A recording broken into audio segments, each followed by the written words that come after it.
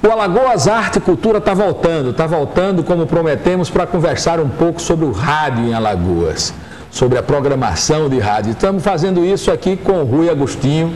É um prazer, Rui, estar com você aqui. O Rui é, como eu falei na apresentação, um dos pioneiros na colocação da música alagoana na rádio, né, para tocar no rádio. Então, Rui, vamos falar um pouco dessa trajetória sua.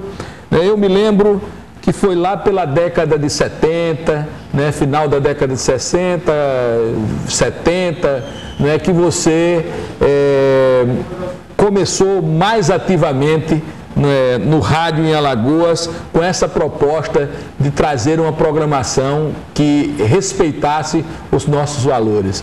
Foi mais ou menos essa, estou certo? Foi por aí mesmo? Como exatamente, é que foi? Exatamente. Nós começamos a trabalhar em rádio aqui em Alagoas, em Maceió mais especificamente, no começo dos anos 70. Começo dos anos 70, e o que aconteceu, que eu vim para Maceió, já que eu não sou alagoano, né? Não, eu sou carioca. Tá Estou aqui em Maceió desde 13 de setembro. Eu nem tinha percebido. 70. Eu nem tinha percebido. E vim para cá para trabalhar exatamente na Rádio Difusora de Alagoas, onde eu fui muito bem recebido. Fui fazer parte de um elenco que já havia se estabelecido há algum tempo na parte de programação, e lá eu comecei a fazer um trabalho de música como programador, né? E acabei, a partir de 1974, assumindo uma posição de comandar a programação da rádio. Na Difusora? Na Difusora. Que naquele tempo existia negócio de chefia disso, chefia daquilo. Diretor de programação. Mudou, não seria isso ainda. Ainda não. Porque lá na época existia a diretora de programação mesmo, que no nosso caso lá era a nossa querida Floraci Cavalcante. Grande Floraci. Já era Floraci. Mas, na verdade, o que me levou para a Difusora foi assim, o emergencial. Por quê? Porque eu vinha de uma situação diferente de rádio, no Rio. Você já fazia rádio? Trabalhava na Rádio Mundial, não sei se algumas pessoas aí já devem ter ouvido falar, que é num passado um pouco remoto, né, nos anos 60, e me permitiu, então, fazer um acordo, porque a Mundial foi vendida. Ela foi vendida para a Rede Globo de televisão e fizeram aquele acordo. Quem quiser ficar, como se estivesse começando de novo. Vai ter que pedir demissão e vai ser aceito como funcionário. Ou então a pessoa peça e faça um acordo, e foi o que eu fiz. O meu pai estava se aposentando, né, nessa época, e eu filho único, e eu tinha a opção de vir para Maceió por duas razões. Uma, porque ele queria voltar para a terra dele, né? Ele é alagoano? Ele é alagoano da Barra Nova. Queria voltar para a terra dele. E eu, então, aproveitei, juntei uma coisa com a outra, fiz um acordo e peguei meus trapinhos e vim para Maceió, atendendo a uma proposta da Difusora de fazer parte da programação lá, com a parte de discoteca, né? Tomar conta da programação junto com alguns outros companheiros. E assim eu comecei aqui. Mas só o que aconteceu foi porque meus caminhos começaram a... eu tinha uma obrigação muito grande com a música popular brasileira, porque nessa época, até então, eu tinha trabalhado muito com música internacional. A música italiana, a música francesa, a música inglesa mesmo, a música americana, no caso também. E eu tinha uma espécie de resgate a fazer. E isso me deixava numa posição de querer trabalhar em FM. Eu queria muito trabalhar em FM. E foi quando surgiu a oportunidade de eu sair do rádio AM, né, no final de 78, começo de 79, para então inaugurar uma nova rádio, que seria a segunda emissora do estado em FM, né? Essa rádio que me deu essa oportunidade, inclusive, de começar a inicializar mesmo a rádio, cuidando até de detalhes, assim, de início, técnicos, de implantação, tudo isso. Então eu tive essa oportunidade e eu fiquei nessa rádio durante 14 anos.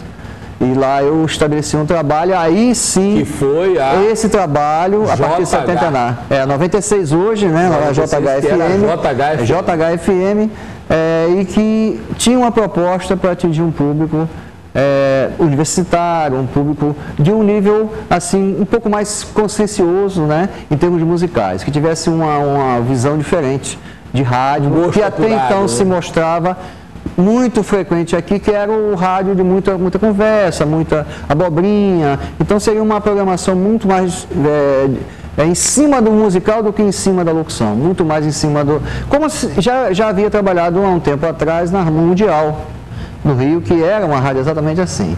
Então, graças a uma elaboração que foi feita logo de início, foi traçada uma meta para essa rádio que foi alcançada em menos de 3 anos. Eu consegui alcançar essa meta e estabelecer um nível padrão na programação. Aí o que me bateu na cabeça? Me veio a ideia de que eu tinha um resgate ainda muito maior a fazer. Já que eu estava aqui há alguns anos já nessa época, eu gostaria de ter ajudado muito mais as pessoas da terra. E nessa época começaram a surgir nomes já dentro do panorama da música alagoana. Eu vou citar alguns, eu sei que eu vou esquecer alguém, mas começou a surgir Gel de Almeida, o Osman, o Francisco Elpídio, Tuí Antônio, Eliezer Seton, e Almir Lopes, Ailton Sarmento, Leureni Barbosa, que já era consagrada, mas não musicalmente falando, em termos de aparecer, tocar em rádio, nesse nível. Na realidade, Rui, as rádios não tocavam os alagoanos, né? E nós então tivemos essa proposta. Eu comecei então a abrir espaço, recebi esse pessoal lá, fazia o possível para recebê-los bem, e eu tenho ainda hoje, eu estava conversando um dia desse com um amigo meu, e ele estava me dizendo, rapaz, você não lembra, mas eu fui lá na rádio, tentando um espaço, nunca tinha ouvido a minha música tocar no rádio, e chorei porque eu ouvi a primeira vez uma música minha gravada tocar numa rádio em Alagoas. E eu passei quase 6 anos na estrada. Essa pessoa pode me desmentir se for mentira, o nosso querido Macklin, que já engatinhava as suas primeiras gravações. Já tocava, né? Então, naquela época, Beira a Banda da Lagoa. Isso. Você se lembra? Me lembro, isso? Então, ele me falou isso pessoalmente agora, depois de muitos anos, nós trabalhamos juntos, inclusive, atualmente, e nós tivemos a oportunidade de conversar isso. E dessa maneira, eu comecei a ficar entusiasmado com isso. E eu me lembro também, Rui, que por conta desse seu trabalho na rádio, na época eu era diretor cultural do DCE. Né? E nós fizemos aqui, resgatamos os festivais universitários, onde apareceu vários desses nomes, apareceram vários desses nomes que você está falando, inclusive o Macklin. E eu me lembro que você foi jurado do festival. Quase todos, né? quase todos. Quando a gente perguntou assim aos artistas, quem é que a gente bota assim, uma pessoa de rádio que possa depois repercutir isso? E todo mundo foi uma voz uníssona, né? Dizendo, o Rui Agostinho que está fazendo um trabalho, e você foi lá. Eu ficava sempre muito feliz quando era convidado, e inclusive era um período muito efervescente, não só no panorama da música alagoana, como também na frequência que grandes artistas vinham a Maceió. Hoje nós temos uma dificuldade imensa de ter esse momento de volta, né?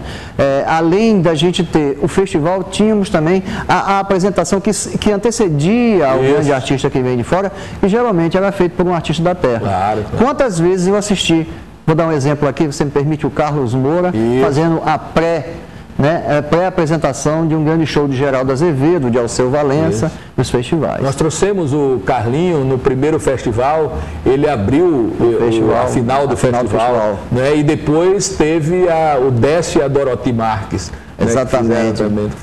Então, mas me diga uma coisa, isso funcionou do ponto de vista, porque existe uma grita às vezes das rádios que certo tipo de música ele não tem um lastro comercial, e as rádios vivem basicamente das publicidades. Exatamente. Como é que você conseguiu contornar isso? Isso deu resultado financeiro à rádio, essa nova programação que você propôs para a rádio, colocando também os artistas locais e também os nacionais de boa qualidade, da MPB? Isso deu exatamente da seguinte maneira que funcionou. Isso aí funcionou durante um período muito longo. Aproximadamente 10 anos, praticamente, desde o momento dessa ideia até a concepção dela já está consagrada, desse formato, né? Mas o que acontece? Nós tivemos aí algumas interferências no que diz respeito já algumas ideias que já estavam sendo veiculadas, né, no rádio, de que a rádio deveria ser uma rádio mais popular, que deveria ser uma rádio aberta ao grande público, que tivesse uma abrangência periférica, né, aquela história de atender. E eu acho que isso é uma coisa enganosa ainda hoje, quando se pensa assim, porque a periferia, o pessoal que mora nos bairros mais distantes da cidade tem o mesmo gosto, e talvez até alguns muito mais, assim, apurados de que muitas pessoas que moram, né, em bairros nobres, chamados bairros